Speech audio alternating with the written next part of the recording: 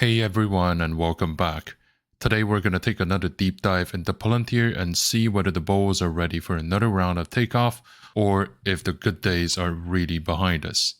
If you're watching this video, then chances are you've been holding or considering about buying Palantir shares for a few years.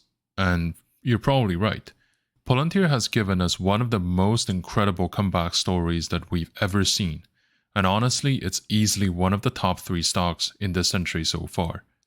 Over the past year, Palantir's stock price has surged by an unbelievable 415%. Its price action has been super consistent and very resilient, shrugging off any sort of significantly bad news or, structured panic selling phenomenons. A big part of that recent boost came from the company's Q2 results, which were incredibly bullish. And we saw the stock jumping from $160 all the way to $190 before pulling back a bit. Over the past few days, the price has been stabilizing at around $154 since last week, which is also the price level before the Q2 results and right above the line drawn by the price action of the past 12 months. The most recent pullback is probably caused by a number of people taking profit from Palantir shares and a market sentiment that the price action went up too much too fast. People with their shares held up over the past few years would want to have some of the profits at least before it either flies up to the sky or craters back down. With that being said, it's interesting that the market headlines are already shifting towards skepticism. This is one of the reasons why I say that it's interesting and sometimes useful to glance at the media coverage, but they mostly just justify the present or the past and have very limited relevance in terms of predicting the future. With that being said, let's take a look at the specifics.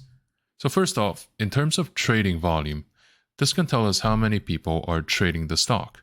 And recently, Palantir has been trading at about 66 million shares a day, which is below its average of 80 million. This volume tells us that the baseline of interest is very high, and with the end of summer, we're probably going to see way more action during the Q3 and Q4 of 2025. Now, let's also talk about the company's size. Palantir has a huge market cap of $367 billion. The market cap is what the market thinks the company is worth based on things like its growth potentials and current market sentiment. And right now, the market is betting big on Palantir's future influence. Finally, we will also check on the options market, which can give us clues about where the stock might be headed towards. The implied volatility for Palantir is at 50%, which is higher than its historical volatility at 47%. This suggests that the market expects some bigger price swings ahead of us. The put-call volume ratio is currently at around 0.87. The ratio compares the demand for put versus call options and can be seen as a measure of bullish or bearish sentiment amongst traders. The current ratio marks a back to normal for the typical price action, as most people in the market would assume that there are more bulls than bears among stakeholders. And overall, the post-Q2 bullish sentiment seems to be still ongoing, and the market has definitely renewed its hope or confirmed its resilience about Palantir's future. There's an increase in the number of people thinking that there's going to be a pullback in the short term, but that's very normal, and given the price action, it's very healthy as well. So from a macroeconomic perspective, Palantir is sensitive to all the major trends from real-world economies and events. Beyond the company's specific stuff, economic data releases, changes in key policies, as well as election outcomes all influence Palantir's price actions. The recent presidential elections turned out to be very good news for the company because Peter Thiel, the co-founder of Palantir, has always been a close ally of the president. The company has been maintaining and developing its relationships across the aisle, especially in defense, healthcare, and customs, which all happen to be key aspects of Republican agenda. Despite having contrasts on both sides of the aisle, it's obvious that ideologically speaking, it's much more comfortable with the current administration, and that certainly helps for a company with significant exposure in public sector. In terms of media coverage, I would say that most outlets tend to follow the existing trend, where the price action of the company leads them to explain the present instead of predicting the future. Some are, of course, suggesting caution given the recent gains, and they've been suggesting this kind of pullbacks for a very long time. Many suggest that Palantir may be on the cusp for more catalysts, given the change in the economic environment in the years to come. The interest rate decreases and the potential changes on geopolitical events around the world are all going to have significant impact on the price action for the better and worse. Articles themselves are not worth analyzing one by one, and yet the overall tone set by the media landscape altogether tends to be a forerunning sign of trend continuation or reversal, and in this case, it's very obvious that they tend to go for the continuation path. The valuation of Palantir is fueled by the company's own performance, but alongside the surrounding environment and investors' need to find a refuge in an uncertain time. A lot of people have been looking to find a decent entry point to make a comeback to the equities market, and when the Japanese market liquidated billions of positions a few months ago, that was the last opportunity to buy Palantir at a discounted price for anyone interested. 3 digits territory is where the market sees Palantir in the foreseeable future. Given the composition of its shareholder base being much more retail than institutional, Palantir has always been a stock made of momentum and a large dose of anticipation as well as self-fulfilling prophecy, instead of level-headed analysis of its actual numbers. We're not here to buy Palantir that already is, but to own the Palantir that people hope will become in the next few decades. Any rational analysis of the financial statements may justify short-term price action and maintain the price action to a high baseline, but not to push the current valuation to new peaks, or at least not to the extent people want to buy Palantir shares in the first place. We see that the market reacts far more significantly to announcements of keeping or gaining new public contracts compared to any other announcements. And I would say that this is true, and to a fault, Palantir remains heavily dependent on public sector, and it certainly shows in the price action. Looking back, there are many regions that support Palantir's share price, but they're far from where the price action is at the moment. The current consensus surrounding Palantir is that the market wants to keep pushing Palantir price up, and that they're constantly looking for more clarity and catalysts from the rest of the potential shareholders before making any move. Since Palantir is still in the price discovery phase, a lot of people also believe that the world economy is in a very fragile position after years of shutdown and uncertainties, and that a massive correction could be overdue. This is a relatively conflicted state of mind for Palantir stakeholders, and it's not difficult to see why once we zoom out and to see the extent that Palantir has risen.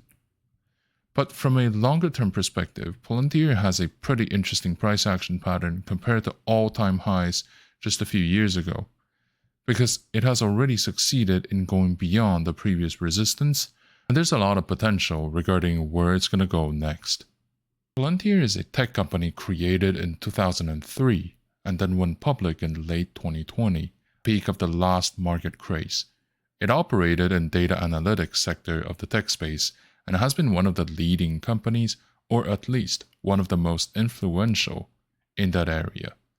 It's known for its bold position taking, its long-established relationships with the public sector, and the engagement of its key members such as Peter Thiel and Alex Karp. Another aspect that sets itself apart from many of its rivals is its proximity with the intelligence community, as the company relied on seed funding from the agency in the early days. No one ever shouts from the rooftops that they want to do evil, but Palantir doesn't shy away from delicate situations by working with the public sector agencies in legal, healthcare, border control, and law enforcement. Simply put, it's a company that doesn't mind being portrayed as evil, almost wearing it as a medal of honor. In fact, shortly after it went public, Palantir decided to move its headquarters from Silicon Valley to Denver, Colorado. This move was more than just a pursuit of lower overhead cost or a change of scenery, but a statement about the public image it wants to portray. The market has always shown a lot of interest in how the company and the stock are doing.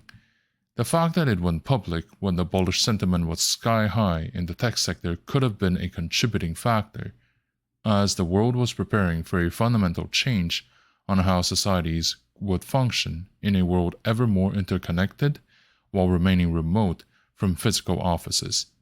The technological and societal utopia that was deeply flawed and never truly came to be. Palantir shares attracted the market's attention mostly because its narrative was the right fit at the time, as the tail end of quantitative easing mentality combined with the pandemic-era dream of interconnectivity and never-ending financial boom, while capital was looking for a safe haven from the uncertainty and incoming collapse of the real-world economy outside of our screens. In a way, Palantir symbolized the answer we wanted to slap on all our problems, and for some time it was made true by the supply and demand of modern finance.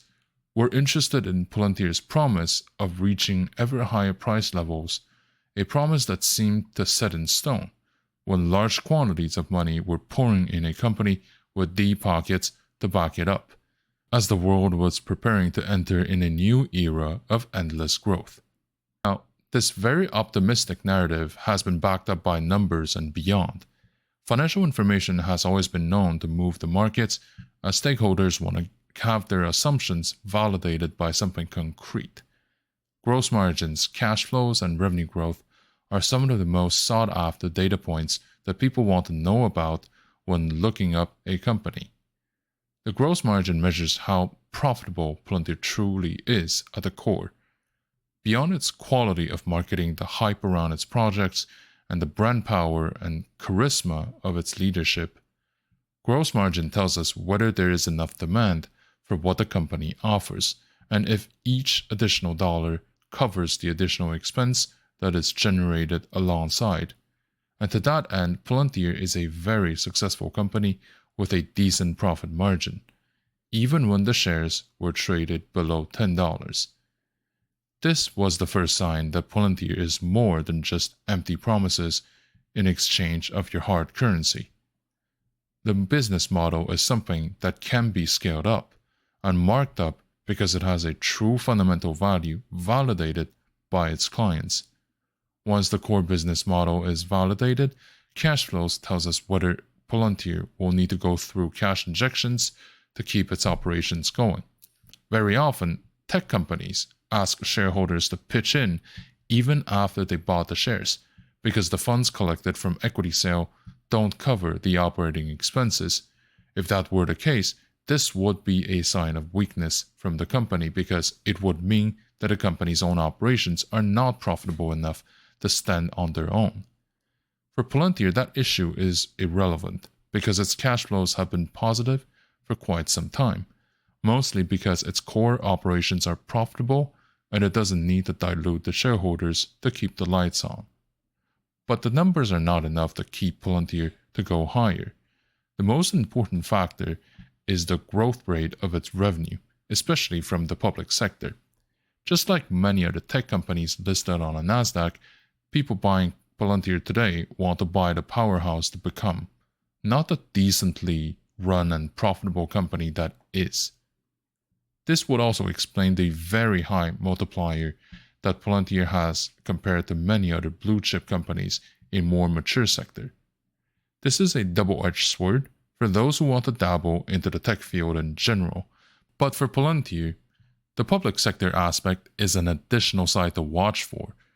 Since most of its growth comes from the public sector, any additional partnership with healthcare, defense, law enforcement, and so on trigger massive upside for the shares.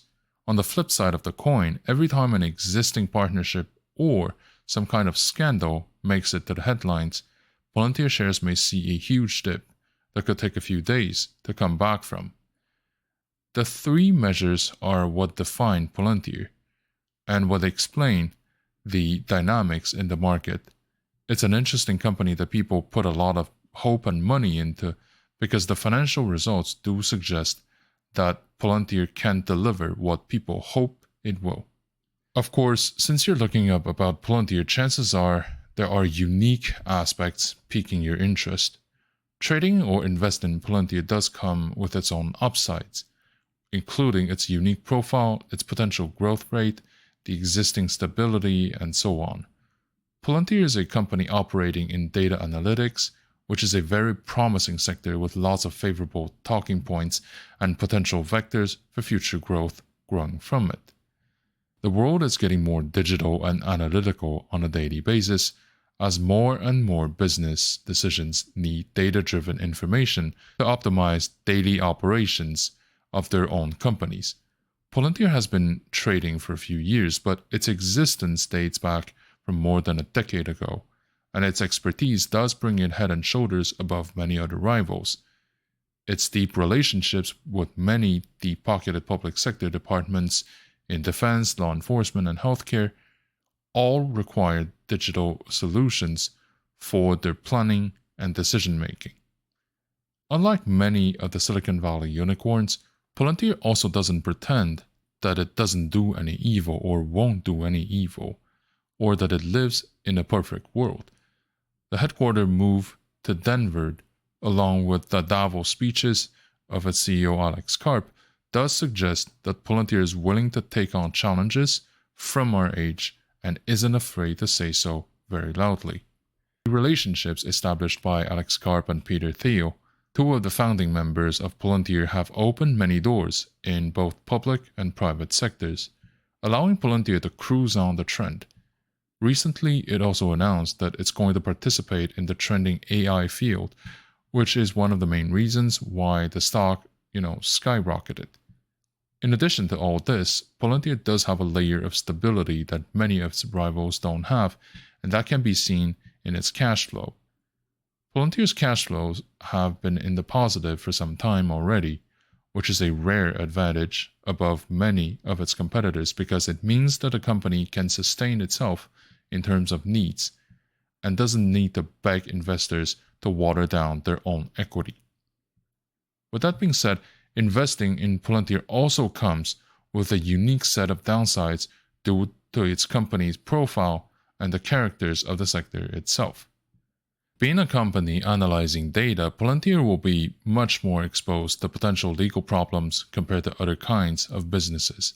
Since the topic of data privacy, ownership, and proper usage have been under heavy scrutiny from previous scandals with social media, how Palantir acquires, processes, and safekeeps data while serving its clients could be open to legal battles, which may cost the company its image, its bottom line, and future opportunities to get more contracts. This is a touchy area of the economy and no one wants to rock the boat, meaning no one wants to take on the responsibility if anything bad actually happens. In that case, it's entirely possible that Palantir will take the loss without having the capacity to shift the blame on other stakeholders or participants in that area. The other thing to consider is the decay of the narrative's value. At the moment, AI and data are very popular topics that are trending in the market. But what would happen if they stop being so popular once a newer sector is created? If we look at what happened with electric vehicles, we may see similar drop in the interest for data and AI narratives, along with a drop in the market cap value such as Palantir. What these additional risk factors mean for anyone looking into Palantir is that it is a blue chip sized tech stock with the volatility of a startup, mostly held by retail shareholders. Trading comes with a significant level of price volatilities, and investing does require a fairly high tolerance for uncertainty. Of course, buying a security, any kind of equities, requires us to analyze the environment the stock is evolving within, as well as the phase of the market that we're currently in. More often than not, these elements are far more important and will influence the price action far more than the data specific to the individual stocks. The market is the result of collective speculation and analysis with multiple layers of interpretations piled on each other. And we must know what is true, but also what is perceived to be true by the rest of market participants. For example, we may very well feel that the market is overbought, but it is only overbought when the rest of the market participants decide that it is time to dump their positions. And this is why timing is often more important than the assessment itself. And this aspect of financial market is less obvious for dividend stocks and ETFs because major market bubbles are less likely to happen in those mature sectors and companies. Their upsides and downsides are usually priced in and have been so for decades. With that being said, there are other phenomena that we should keep an eye on. So unlike other investment options like bonds or savings accounts, the value of equities tend to fluctuate over time. Of course, don't get me wrong, it doesn't mean that everything has to be hitting all-time highs or historic lows on a weekly basis to convince us, but things that seem rock solid for many years could crumble rapidly due to changing circumstances. This is why the most important element to factor into our analysis is the level of confidence. For example, are we in a market where people are optimistic about the future, or are we looking at a market where people believe that the financial Armageddon or World War III is upon us every other day? The degree of optimism or fear that we can read in investors' behaviors may very well drive the price action of assets much more so than companies' own fundamentals or specific numbers. It is a very arbitrary and yet fragile key that can explain why sometimes a stock or a sector suddenly tanks without an obvious reason. This assessment to the market behavior will eventually lead to overreactions like overbuying and overselling. As long as we understand that fear and greed are the biggest motivations to human behaviors, we will also understand the power of acting against the current of retail investors, especially in moments of major volatilities. Beyond the market's own self-fulfilling prophecy, the external factors that play an important role are the interest rates, the state of global economy, and the direction as well as destination of capital flows. As far as the interest rates are concerned, these may be the biggest indication of whether we are entering into a bullish or bearish market. Interest rates will influence the rent of the money when placed into a risk-free environment, because the rates are based on what the central banks of each country will pay for holding the money of institutions, and also have an influence on the yield of sovereign bonds.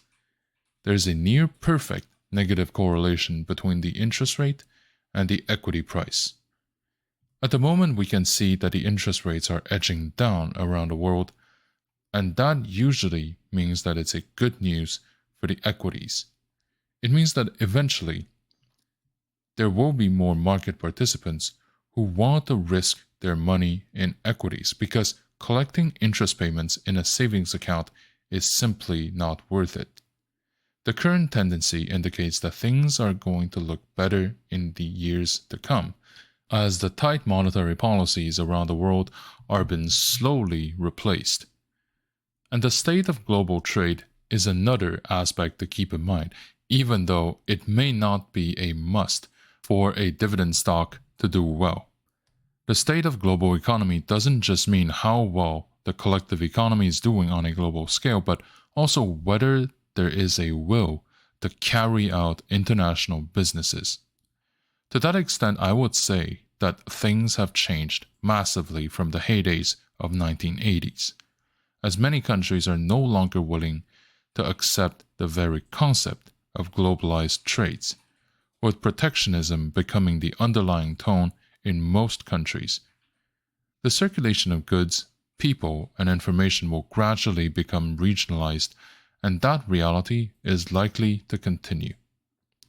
The dividend stocks and ETFs that have significant overseas operations might be negatively impacted by the trend, but the effect will probably be slow and delayed.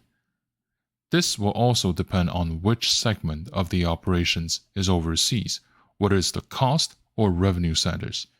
I would argue that for companies with productions overseas may be less impacted by those who target consumers outside of the Northern Hemisphere. The third element is capital flow, or the direction of the money around the world.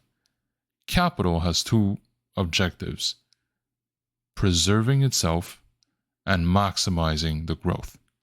On top of those, they're looking for a strong currency that the investments are denominated in. Despite the current ceasefires brokered, due to increased global instabilities overall, the flow of capital is still going to safe havens around the world, where the probability of war, large-scale instabilities, and similar incidents are the lowest. And this means that countries that are either economically or militarily speaking powerhouses with stable governments are the prime choices for those looking for safe placements. And for the foreseeable future, money around the world is facing an unstable landscape outside of the US, and I personally believe that their goal is to preserve their capital before maximizing their yields. The biggest safe haven in that regard remains the United States, and this is why I believe that the asset placements in the US, including stocks and ETFs, are going to increase at the expense of their yield. My opinion overall about Palantir is that the company has a very bright future ahead of itself, so the real key decision here is the entry timing. Personally, I believe that Palantir should be part of any risk-seeking portfolio. In terms of timing, I would say that having a small position at a time would be the wise thing to go, and over the next 12 months, it should be increased to 10% of your portfolio's capital. Thank you for watching, and see you next time.